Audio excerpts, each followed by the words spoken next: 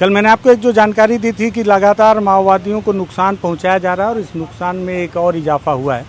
माओवादियों के जो कुछ बचे खुचे सेंट्रल कमेटी के लोग हैं उसमें से एक और सेंट्रल कमेटी का सदस्य मारा गया है जिसका नाम मॉडेम बालकृष्ण है और वो गरियाबंद के इलाके में सक्रिय था। उसे मारने के बाद जवानों ने कौन कौन से हथियार लाए हैं मुझे लगा वो भी आपको दिखाता चलूँ और साथ ही साथ कुछ और जानकारियाँ भी देता चलूँ। तो बातचीत करते हैं। नमस्कार, मैं विकास तिवारी हूँ, आप बस्तर टॉकीज देख रहे हैं।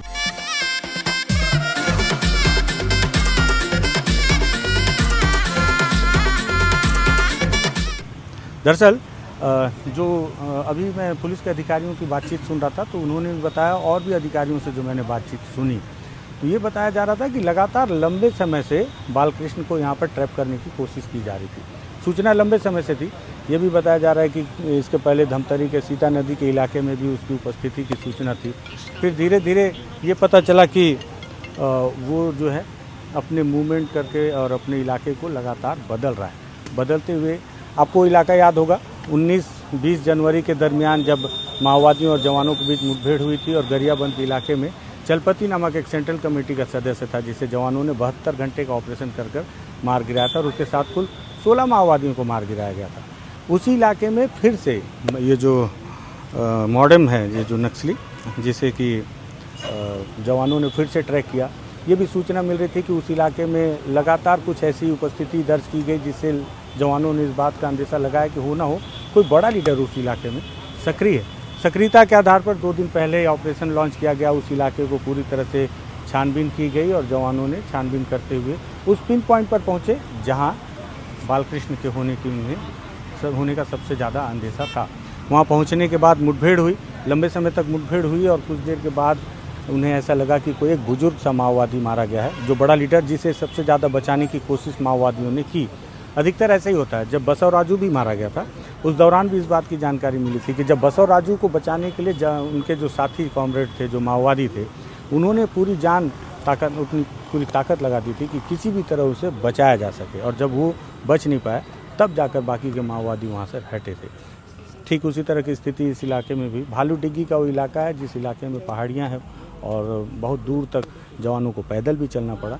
वहाँ पर भी हम ग्राउंड रिपोर्ट करने की कोशिश कर रहे हैं। तो उस इलाके में जाकर ये ऑपरेशन हुआ। ऑपरेशन में हथियार क्या क्या मिले ये देखिए, बालकृष्ण का ही हथियार संभवतः है, AK-47 है और बहुत वेल मेंटेन है। इसके पहले जब मैंने बसव राजू के समय देखा था तो मैंने देखा था कि बहुत सारे हथियार मेंटेन नहीं थे, लेकिन इस हथियार को देखकर लगता है कि इसका रखरखाव बहुत काफ़ी ठीक तरीके से किया गया। जितने भी ऑटोमेटिक वेपन है, ये SLR है और SLR हमारे साथ आज बादशाह भाई हैं जो मदद कर रहे हैं। इसको आप दिखाएं। जो हथियारों के जानकार हैं वो समझेंगे कि इन हथियारों का रखरखाव किस तरह से किया जा रहा है, क्योंकि सबसे बड़ी समस्या होती है जंगलों में माओवादियों के लिए कि वो अपने हथियारों को साफ़ नहीं कर सकते। और जगदीश को जब सुकमा में मारा गया तो उस दौरान भी कई जवानों ने इस बात की जानकारी दी कि जब मुठभेड़ हो रही थी तो कई सारे उनके ऑटोमेटिक वेपन फंस रहे थे कॉक करने के दौरान।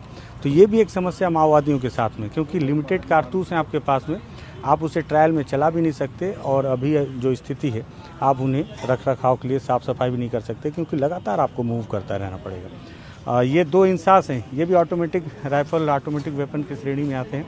इंसास 5.56 और साथ ही साथ ये 2 सिंगल शॉट हैं जो माओवादियों के द्वारा अपने फैक्ट्रियों में तैयार किए जाते हैं। जो छोटी छोटी फैक्ट्रियां माओवादी जंगलों में संचालित करते हैं। कर्रेगुट्टा का ऑपरेशन के दौरान अगर आपने देखा होगा कि वहाँ कैसे कर्रेगुट्टा हिल्स के ऊपर में 4 फैक्ट्रियां बरामद की गई थी जवानों के द्वारा।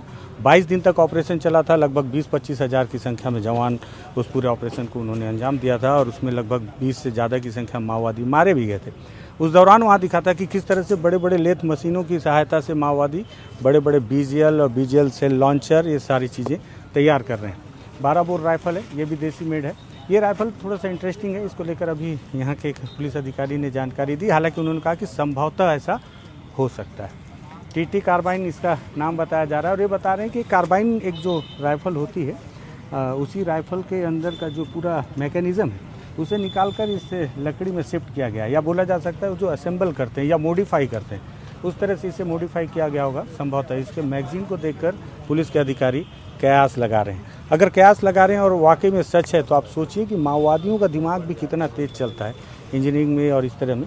किस तरह के हथियार वो जंगलों में, उस जंगल में जहाँ खाने पीने का ठिकाना नहीं, पीने के पानी का ठिकाना नहीं, उन इलाकों में भी इस तरह के हथियार तैयार करते हैं। ये सोचने वाली बात है।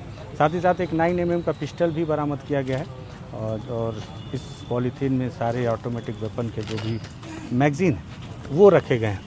और उस तरफ में कुछ जवान जो इकट्ठा करते हैं मारे गए माओवादियों के वो पिट्ठू हैं। इन पिट्ठुओं को भी आप देखें, भैया एक पिट्ठू दिखाएंगे थोड़ा सा पास से लाके। ये देखिए, ये मारे गए माओवादियों के पिट्ठू हैं। आप देखिए सारे जो पिट्ठू हैं इनके जो कलर हैं और जवान जो इकट्ठा कर रहे हैं उनकी वर्दी का कलर देखिए बिल्कुल मैच कर रहा है। जो जवानों की वर्दी है ठीक उसी कपड़े से इस तरह के पिट्ठू बनाए जाते हैं माओवादियों के भी द्वारा, क्योंकि इसके पीछे भी उनके द्वारा ये कोशिश की जाती है कि कई बार बस्तर में इस बात को देखा भी गया कि कई बार माओवादी जो है सीआरपीएफ की वर्दी पहनकर भी उस इलाके में मूवमेंट कर रहे हैं। तो लगातार जवानों को धोखा देने के लिए, लगातार जवानों के साथ छल करने के लिए भी माओवादी इस तरह की स्ट्रेटजी अपनाते हैं। बड़ी मुठभेड़ हुई गरियाबंद में, कोशिश करेंगे इसकी ग्राउंड रिपोर्ट करके समझने की कोशिश करेंगे कैसे हुई होगी ये मुठभेड़, कैसे सेंट्रल कमेटी के सदस्य को फंसाया गया होगा भालू डिग्गी की उन पहाड़ियों में। मुझे लगा कि अपने दर्शकों के लिए वहाँ से बरामद किए गए इन हथियारों को भी दिखाऊं और उससे बताता चलूं कि इन हथियारों की क्या कीमत माओवादियों के लिए है और क्या कीमत जवानों के लिए है और कितना बड़ा नुकसान ये माओवादी पार्टी के लिए। एक बार फिर से बातचीत पसंद आई हो, वीडियो पसंद आया तो शेयर कर दीजिएगा। लगे कि बस्तर टॉकीज ठीक ठाक काम कर रहा है तो सब्सक्राइब कर लीजिएगा। धन्यवाद।